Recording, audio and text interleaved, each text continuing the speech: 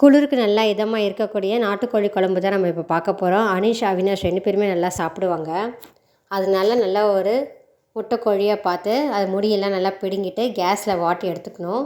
எடுத்துகிட்டு அதுக்கப்புறம் மஞ்சள் தேய்ச்சி குளிக்க வைக்கணும். அப்போ தான் அதில் இருக்க முடியெல்லாம் பொடிசான முடியெல்லாம் போயிடும். அதுக்கப்புறம் நல்லா பொடிசாக அதை கட் பண்ணி ஒரு பாத்திரத்தில் எடுத்துகிட்டு இதை பச்சை தண்ணியில் தான் வேக வைக்கணும். எடுத்தாச்சு.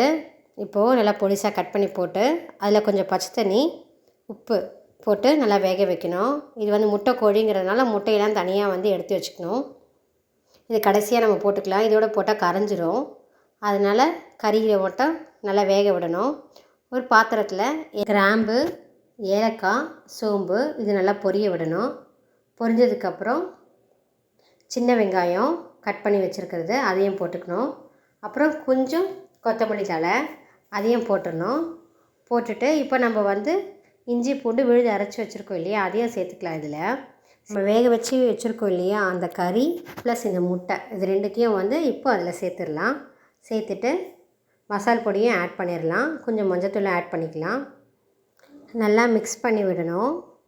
இப்போது குக்கர் விசில் போட்டு ஒரு 3 விசில் விட்டு வந்தால் ரெடி. சூடாக கமகமன்னு நாட்டுக்கோழி குழம்பு ரெடி. அனீஷ் எங்கே இருந்தாலும் வந்துடுவான் சாப்பிட. கொஞ்சம் கொத்தமல்லி தழையை போட்டு சூடாக சர்வ் பண்ணால் இந்த வாசனைக்கு எங்கே இருந்தாலும் வருவான். வந்துட்டான் இப்போது. டேஸ்ட் பண்ணிவிட்டு எப்படி இருக்குன்னு சொல்லுவான். பிடிச்சிருந்தா ஃப்ரெண்ட்ஸ் ஃபேமிலியோட ஷேர் பண்ணி என்ஜாய் பண்ணுங்கள். பாய்.